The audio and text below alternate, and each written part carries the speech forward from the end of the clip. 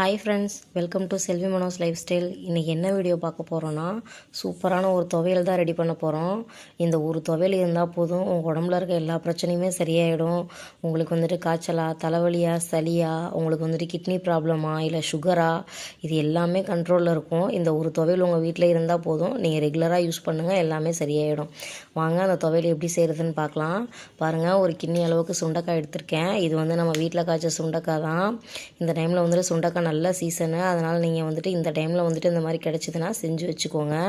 பாருங்கள், நான் ஒரு கிண்ணி சுண்டைக்காய் எடுத்து வச்சுருக்கேன். இதை வந்து ஃபஸ்ட்டு நல்லா தண்ணி ஊற்றி அலசி எடுத்துக்கலாம். பாருங்கள், நல்லா அதில் இருக்க அழுக்கெலாம் போகிற அளவுக்கு ஃபஸ்ட்டு அலசிக்கலாம். நீங்கள் காம்போடு பறிச்சுட்டு வந்தீங்கன்னா அந்த காம்பெல்லாம் எடுத்துகிட்டு வெறும் காய் மட்டும்தான் நீங்கள் வச்சுக்கணும். பாருங்கள், அந்த மாதிரி எல்லாத்தையுமே கழுவி எடுத்துக்கலாம். பாருங்கள், என்கிட்ட வந்துட்டு சின்ன உரல் மாதிரி இருக்குது. அந்த உரலில் எடுத்து ஒரு 10-15 காயாக ஃபஸ்ட்டு போட்டுட்டு நல்லா வந்து இடித்து எடுத்துக்கலாம். பாருங்கள், நல்லா வந்துட்டு ஒரு 10 தடவை இடித்தோம் அப்படின்னா அந்த காயில் இருக்க விதை எல்லாமே நல்லா வந்துட்டு வெளியே வந்துடும். அதுக்கப்புறம் தான் வந்து நம்ம வந்து யூஸ் பண்ணணும். பாருங்கள், காயில் இருக்க எல்லா விதையும் எப்படி வெளியே வந்துடுச்சுன்னு. இதை வந்து எடுத்து வச்சுக்கலாம். இந்த மாதிரி வந்துட்டு கொஞ்சம் கொஞ்சமாக நம்ம வந்து சேர்த்து தான் வந்துட்டு எல்லாத்தையுமே இடிக்க போகிறோம். பாருங்கள், மறுபடியும் போடுறேன். அந்த இடத்துல உங்களுக்கு எவ்வளோ வந்து உள்ளே போட முடியுமோ அவ்வளோ வந்து போட்டு அரைச்சிக்கோங்க. ஒருவேளை என்கிட்ட வந்துட்டு இந்த மாதிரி கல் இல்லை அப்படின்னா நீங்கள் அம்மியில் வச்சு அப்படியே லேசாக நகர்த்தி வந்து எடுத்துக்கோங்க. பாருங்கள், எல்லாத்தையுமே எடுத்துட்டேன். பாருங்கள், எவ்வளோ விதை உள்ளேருந்து வந்திருக்கு பாருங்கள். இது வந்து நம்ம நாட்டுக்காய்ங்க, அதனால தான் இவ்வளோ விதை இருக்குது. பாருங்கள், இதை நல்லா ஃபஸ்ட் டைம் நல்லா தண்ணி ஊற்றி அலசி எடுத்துக்கலாம். பாருங்கள், ஃபஸ்ட்டு தண்ணி ஊற்றினோடனே நான் கொஞ்சம் வந்து தண்ணிலாம் கருப்பாக தான் இருக்கும். அதனால் நீங்கள் வந்து நல்லா புழிஞ்சு எடுத்துக்கோங்க. பாருங்கள், நீங்கள் ஃபஸ்ட் டைம் கழுவும் போதே வந்துட்டு உங்களுக்கு கொஞ்சம் விதை வந்துட்டு தண்ணியிலே போயிடும். நீங்கள் அதனால் அப்படியே அடியோடு அள்ளக்கூடாது. நல்லா அப்படி நல்லா கசக்கி நல்லா புழிஞ்சு நல்லா தண்ணி இல்லாமல் கொஞ்சம் கொஞ்சமாக மேலாப்பில் தான் வச்சு எடுக்கணும். உங்களுக்கு இந்த மாதிரி எனக்கு அலச தெரியல அப்படின்னா வடை அரிக்கிற அந்த பாத்திரம் இருக்குது பார்த்தீங்களா, கீழே ஓட்டை ஓட்டையாக இருக்கும் பாருங்கள், அதில் வந்துட்டு நீங்கள் போட்டு நல்லா அப்படியே சிங்கில் காட்டி நீங்கள் அப்படியே தண்ணி ஊற்றுனீங்கன்னா விதை எல்லாமே அப்படியே அடியில் போய்ட்டு நீங்கள் மேலே நல்லா கிண்டிகிட்டே இருக்கலாம். அந்த மாதிரியே செய்கிறதுனால செஞ்சு நீங்கள் அழகாக வந்துட்டு விதைய தனியாக காய தனியாக எடுத்துக்கலாம். பாருங்கள், நான் 2வது தடவை மறுபடியும் தண்ணி ஊற்றிருக்கேன். 2வது தடவை லேசாக கருப்பாக தான் இருக்கும் தண்ணி. பாருங்கள், முன்னே இருந்ததுக்கு நல்லா வந்துட்டு விதை போயிருக்கு. அந்த மாதிரி லேசாக வந்துட்டு புழிஞ்சு எடுத்துக்கோங்க. பாருங்கள், அடியில் பாருங்கள் எவ்வளோ விதை இருக்குன்னு. 2வது தடவை இவ்வளோ விதை இருந்துச்சு, தடவை இதை விட அதிகமாக தான் இருந்துச்சு. பாருங்கள், அப்போ காயில் பாருங்கள் உங்களுக்கு முக்கால்வாசி விதை போயிருக்கும். நான் கொஞ்சம் விதை தான் இருக்கும். அது ஒன்றும் பிரச்சனை இல்லை. அதை நம்ம வந்துட்டு எப்படி எடுக்கிறோன்ட்டு நீங்களே பாருங்கள். பாருங்கள், அலசின காய் வந்து தனியாக இருக்கட்டும். இப்போ வந்து வானலில் வந்துட்டு ஒரு 2 ஸ்பூன் வந்துட்டு எண்ணெய் விட்டுருக்கேன். நீங்கள் எந்த எண்ணெய் வேணாலும் சேர்த்துக்கோங்க. நான் வந்துட்டு இப்போ கோல்டு வின்னர் தான் விட்டுருக்கேன். பாருங்கள், நல்லா காஞ்ச உடனே முதல்ல கொஞ்சம் கொஞ்சமாக காய் போடுங்க. ஏன்னா ஈரக்காயின்றதுனால எண்ணெய் ரொம்ப திரிக்கும். காயை வந்துட்டு எல்லா காயும் சேர்த்துட்டு நல்லா வந்துட்டு வதக்கிடுங்க. உப்பு எதுவுமே இப்போ சேர்க்க வேண்டாம். நல்லா கிண்டி விடுங்க. நீங்கள் ஒரு மாதிரி கிண்டாமல் அப்படியே விட்டுட்டிங்கன்னா வந்துட்டு அப்படியே அனல் பட்டு கீழே மட்டும் அப்படியே லேசாக கருகிடும்.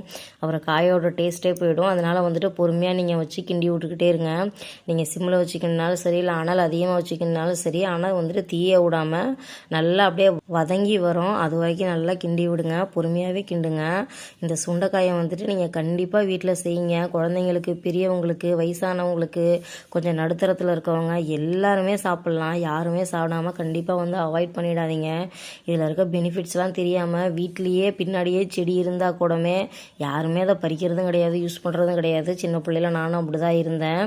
ஆனால் இப்போ நல்லாவே பழகிடுச்சு. அதனால் எங்கள் வீட்டில் எப்போல்லாம் காய் கிடைக்குதோ அப்போல்லாம் நான் வந்து செஞ்சு வச்சுடுவேன். ஒரு வேளை இல்லைனாலும் மார்க்கெட்லேயாவது கிடைச்சிதுன்னா கண்டிப்பாக வாங்கிட்டு வந்து வச்சுடுவேன். பாருங்க, நல்லா கொஞ்சம் வதங்கின உடனே உப்பு போட்டு அதுக்கப்புறம் வதக்குங்க. பாருங்கள், ஒன்று ஒன்றா மேலே அப்படியே புரிஞ்சிட்டே வருது பாருங்கள். மேலே வெள்ளை வெள்ளையாக தெரியுது பாருங்கள். அந்த மாதிரி வர வரைக்கும் நல்லா வந்துட்டு வதக்கிக்கிட்டே இருங்க. இதில் வந்துட்டு நிறையா புரதச்சத்து, இரும்பு சத்து, கால்சியம் எல்லாமே அதிகமாக இருக்குது. கண்டிப்பாக நீங்கள் இதை வந்து சாப்பாட்டில் சேர்த்துக்கிட்டிங்கன்னா உங்களுக்கு வந்துட்டு ரொம்ப இந்த செரிமான பிரச்சனை இருக்காது, மலச்சிக்கல் வந்துட்டு இருக்காது. அப்புறம் இரைப்பை, கணையம் எல்லாத்துக்குமே வந்துட்டு ரொம்ப நல்லது. பாருங்கள், இன்னும் நல்லா புரிஞ்சிட்டு வருது பாருங்கள். உங்களுக்கு விதைலாம் தெரியுதா பாருங்கள், அப்படியே அடியிலே ஒட்டிக்கிச்சு பாருங்கள் விதை எல்லாமே.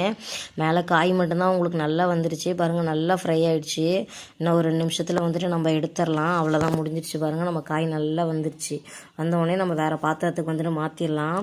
கண்டிப்பாக அதை செஞ்சு குழந்தைங்களுக்கு கொடுங்க. உங்களுக்கு எந்த ஒரு கசப்புமே இருக்காது. ரொம்ப சூப்பராக இருக்கும். நீங்கள் சாதாரணமாக தக்காளி சட்னி, கொத்தமல்லி சட்னி இதெல்லாம் செஞ்சு வீட்டில் நீங்கள் கொடுக்குறத விட இட்லிக்கு, தோசைக்கு, சாப்பாட்டுக்கு, சப்பாத்தி கூட நீங்கள் தொட்டு சாப்பிட்லாம். அந்தளவுக்கு ருசியாக இருக்கும். கசப்பே சுத்தமாக இருக்காது விதையெல்லாம் எடுத்துடுறதுனால. உங்களுக்கு ரத்த சொகையே வராது நீங்கள் இந்த மாதிரி செஞ்சு சாப்பிட்டீங்கன்னா. பாருங்கள் நல்லா ரெடி ஆகிடுச்சு. இதை ஒரு பாத்திரத்துக்கு வந்துட்டு மாற்றி அப்படியே ஆற விட்டுறலாம். எவ்வளோ காய் போட்டோம் பாருங்கள், எவ்வளோ கம்மியாக இருக்குது அப்படின்னு. நான் சொன்னேன்ல, அந்த மீதி இருக்க கொஞ்சம் விதையை நம்ம வேறு மாதிரி எடுத்துருவோன்னு பாருங்கள், எல்லாமே வானல்லே ஒட்டிடுச்சு. உங்களுக்கு வந்துட்டு காயில் வந்துட்டு உங்களுக்கு கொஞ்சம் கூட விதையே இருக்காது. அதனால் உங்களுக்கு கசப்பு தன்மையே சுத்தமாக இருக்காது. இப்போ வந்துட்டு இந்த சுண்டைக்காய் ஒரு பக்கெட்டு வந்து ஆறிட்டு இருக்கட்டும். நம்ம அதுக்குள்ளே இதோட கொஞ்சம் வதக்கிறதுக்கு வந்துட்டு பொருள்லாம் சேர்த்துக்கலாம். பாருங்கள், அதுக்கு ஒரு 3 சின்ன பெரிய வெங்காயம் எடுத்து வச்சுருக்கேன், ஒரு 2 தக்காளி எடுத்து வச்சுருக்கேன். இதை வந்து கட் பண்ணிக்கலாம். பாருங்கள், வெங்காயம் கட் பண்ணி வச்சுருக்கேன், அந்த 2 தக்காளியை கட் பண்ணி வச்சுருக்கேன். அதோட கொஞ்சம் கொத்தமல்லி, கருவேப்பிலை, லேசாக வந்து புளி சேர்த்துக்கோங்க. தக்காளி புளிப்புல்லைன்னா கொஞ்சம் அதிகமாக சேர்த்துக்கோங்க. பாருங்கள், பூண்டு ஒரு 4 பல்லு. நான் நாட்டு மிளகான்றதுனால 2.5 மிளகா எடுத்திருக்கேன். உங்கள் வீட்டு காரத்துக்கு ஏற்ற மாதிரி எடுத்துக்கோங்க. கண்டிப்பாக பச்சை மிளகா போடுங்க, அப்போ தான் அந்த கலர் மாறாது. நீங்கள் வர மிளகா போட்டிங்கன்னா சிகப்பு கலரில் ஆகிடும். இல்லை, அதுதான் இருக்குனால சேர்த்துக்கோங்க, ஒன்றும் பிரச்சனை இல்லை. இப்போ இந்த பொருள் எல்லாத்தையும் வந்து வதக்கிறதுக்கு ஒரு வானலில் வந்து ஒரு 3 ஸ்பூன் எண்ணெய் விட்டு அதில் வந்து ஃபஸ்ட்டு கடுகு போட்டிருக்கேன். அடுத்தது வந்துட்டு ஜீரகம் போட்டிருக்கேன், கொஞ்சம் உளுத்தம்பருப்பு, கொஞ்சம் கடலைப்பருப்பு வந்து சேர்த்துக்கலாம். அதுக்கப்புறமா நம்ம வெட்டி வச்சுருக்க பொருள் எல்லாத்தையுமே சேர்த்துக்கலாம். இது நல்லா வந்துட்டு வதங்கி வரட்டும். வதங்கின உடனே தான் வந்துட்டு நம்ம 2த்தையும் வந்து சேர்த்து அரைக்கணும்.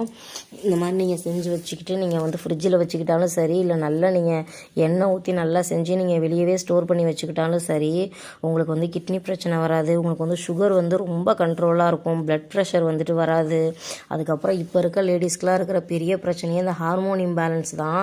அந்த ஹார்மோன் இம்பேலன்ஸ்னால வந்துட்டு இர்ரெகுலர் பீரியட்லாம் வரும். அதுக்கப்புறமா நீர் கட்டி இருக்கிறது வந்துட்டு வயிற்றில், தைராய்டுனால எல்லாத்தினாலையுமே வந்துட்டு இர்ரெகுலர் பீரியட் வரும். அந்த மாதிரி இருக்கிறவங்க கண்டிப்பாக அந்த சுண்டைக்காயை வந்து சேர்த்துக்கோங்க. இந்த சுண்டைக்காயை வந்து நீங்கள் வந்துட்டு குழம்பு வச்சு சாப்பிடுங்க, இல்லை வந்துட்டு புளிக்குழம்பாக சாப்பிட்றத விட நீங்கள் இந்த மாதிரி பச்சையாக எடுத்துக்கிட்டிங்கன்னா தான் ரொம்ப நல்லது. என்னால் டெய்லி சுண்டைக்காய் குழம்பு வச்சு சாப்பிட முடியாதுன்னு நினைக்கிறவங்களுக்கு தான் இந்த மாதிரி துவையல்.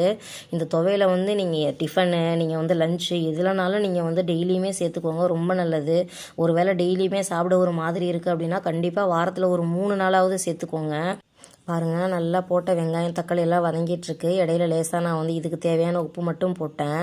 பாருங்கள், கொஞ்சமாக வந்துட்டு பெருங்காயத்தூள் போட்டுக்கலாம். இதையும் சேர்த்து நல்லா வந்துட்டு வதக்கி எடுத்துக்கலாம். பொறுமையாக வதக்குங்க, எல்லாமே நல்லா வதங்கணும், அப்போ தான் நல்லா ருசியாக இருக்கும். சீசன் டைம்லேயே வந்துட்டு செஞ்சு நல்லா சாப்பிடுங்க. அந்தந்த சீசனுக்கு எது கிடைக்குதோ அதை சாப்பிட்டு உடம்ப நல்லா பார்த்துக்கோங்க. ஹார்ட்டுக்கெலாம் ரொம்ப நல்லது. ஹார்ட் பீட்லாம் ரொம்ப வந்துட்டு கரெக்டாக வச்சுக்கோங்க. காய்ச்சல் இருக்கவங்க, சளி இருக்கவங்க எல்லாருமே வந்துட்டு கண்டிப்பாக எடுத்துக்கோங்க. சூப் மாதிரி கூட ட்ரை பண்ணலாம். பாருங்கள், நம்ம வெங்காயமும் நல்லா வதங்கிடுச்சு. இதையும் ஒரு பிளேட்டில் மாற்றி நல்லா ஆற விட்டுறலாம். பாருங்கள், ரெண்டுமே நல்லா ஆறுனதுக்கப்புறமா நம்ம வந்து மிக்சர் ஜாரில் சேர்த்து அரைச்சிக்கலாம். பாருங்கள், ஆறிடுச்சு. இப்போ வந்து நம்ம ஃபஸ்ட்டு வந்துட்டு வெங்காயம் தக்காளி இதெல்லாம் வந்துட்டு ஜாரில் வந்துட்டு சேர்த்துக்கலாம். ஆஸ்துமா இருக்கிறவங்களும் கண்டிப்பாக அந்த மாதிரி எடுத்துக்கோங்க. வாரத்தில் 3 நாளாவது கண்டிப்பாக அதை ட்ரை பண்ணுங்கள், உங்களுக்கு ரொம்ப நல்லது. இதில் இல்லாத பெனிஃபிட்ஸே கிடையாது, எல்லாமே இருக்குது. பாருங்கள், இதை வந்து சேர்த்ததுக்கப்புறமா வந்துட்டு நம்ம மீதி இருக்க சுண்டைக்காயும் வந்துட்டு இதில் சேர்த்துக்கலாம். இது 2த்தையும் நம்ம ஒன்றாவே அரைச்சிடலாம். முதல்ல அதை சுற்றிட்டு இதை சுற்றணும் அப்படின்றதெல்லாம் இல்லை, ஒன்றாவே போட்டு அரைச்சிடுங்க. ஃபஸ்ட்டு தண்ணி சேர்க்காமல் வந்து லேசாக அரைச்சிட்டு வாங்க. உப்பும் சேர்க்க வேண்டாம், ஏன்னா நம்ம சுண்டைக்காயிலையும் உப்பு போட்டிருக்கோம், தக்காளி வதக்கிறப்பையும் வந்துட்டு உப்பு போட்டிருக்கோம். பாருங்கள், இந்த ஸ்டேஜில் வந்துட்டு லேசாக எடுத்து டேஸ்ட் பண்ணி பாருங்கள். எனக்கு உப்பு கொஞ்சம் பத்தல, அதனால் நான் லேசாக உப்பு போட்டிருக்கேன். பாருங்கள், கொஞ்சம் குறைன்னு இருக்குது. இந்த டைமில் வந்துட்டு லேசாக தண்ணி ஊற்றிக்கலாம். எனக்கு துவையல் மாதிரி வேணுன்றதுனால நான் லேசாக தண்ணி ஊற்றி அரைக்கிறேன். இல்லை எனக்கு சட்னி மாதிரி இருந்தால் தான் பிடிக்கும் அப்படின்னா இன்னும் கொஞ்சம் நல்லா தண்ணி ஊற்றியே நீங்கள் அரைச்சிக்கோங்க, ஒன்றும் தப்பு இல்லை. உங்களுக்கு எப்படி பிடிக்குமோ அதே மாதிரி செஞ்சு சாப்பிடுங்க. பாருங்கள், நான் நல்லா துவையல் மாதிரி தான் அரைச்சிட்டு வந்திருக்கேன். பாருங்கள், பேஸ்ட்டாக இருக்குது. பாருங்கள், நல்லா குறை அப்படிலாம் அரைக்க தேவையில்ல, நல்லா திக்காகவே அரைச்சிட்டு வாங்க, நல்லா நைஸாகவே அரைச்சிட்டு வாங்க. பாருங்க, எவ்வளோ நைஸாக இருக்குது அப்படின்ட்டு. பாருங்கள், நம்ம சூப்பராக சுண்டைக்காய் துவையல் ரெடி பண்ணிட்டோம். எங்கள் வீட்டில் அடிக்கடி இந்த சுண்டைக்காய் துவையல் இருக்கும். எங்கள் வீட்டுக்காருக்கு ரொம்ப பிடிக்கும், நானுமே ரொம்ப விரும்பி சாப்பிடுவேன். பாருங்கள், இதுக்கு வந்து ஒரு தாளிப்பு கொடுத்துர்லாம். நான் தாளித்து சாப்பிடுவேன். ஒருவேளை எனக்கு தாளிக்கலாம் பிடிக்காது, ஒன்றும் பிரச்சனை இல்லை அப்படின்னா நீங்கள் அப்படியே எடுத்து ஸ்டோர் பண்ணி வச்சு கூட சாப்பிட்லாம், ஒன்றும் தப்பு இல்லை. பாருங்கள், நான் தாளிக்கிறதுக்கு வந்துட்டு கொஞ்சமாக கடுகு கருவேப்பிலை மட்டும் போட்டு நம்ம அரைச்சி வச்சுருக்க அந்த பேஸ்ட் எடுத்து அதில் போட்டுடலாம், அவ்வளோதான். இதை வந்து மிக்ஸ் மட்டும் தான் பண்ணணும், மறுபடியும் கொதிக்கலாம் விடக்கூடாது. அப்படியே லேசாக மிக்ஸ் பண்ணிட்டு ஒரு பிளேட்டில் எடுத்து மாற்றிடலாம் ஃப்ரெண்ட்ஸ். இதே மாதிரி நீங்களும் கண்டிப்பாக செஞ்சு சாப்பிடுங்க. இதில் இருக்க எல்லா பெனிஃபிட்ஸையும் உங்கள் உடம்புக்கு எடுத்துக்கோங்க. உங்கள் உடம்பு வந்துட்டு நல்லா வச்சுக்கோங்க. சும்மா ஹாஸ்பிட்டல் போயிட்டு நீங்கள் காசை கொடுத்துட்டே இருக்கிறதுக்கு நீங்கள் இந்த மாதிரி நம்ம வீட்டில் என்ன இருக்கோ அதை வச்சே நீங்கள் உடம்பை சரி பண்ணுங்கள். பாருங்கள், நம்மளோட சூப்பரான சுண்டைக்காய் துவையல் ரெடி ஆகிடுச்சு. பிடிச்சிருந்தா லைக் பண்ணுங்கள் ஃப்ரெண்ட்ஸ், சப்ஸ்கிரைப் பண்ணுங்கள் ஃப்ரெண்ட்ஸ்.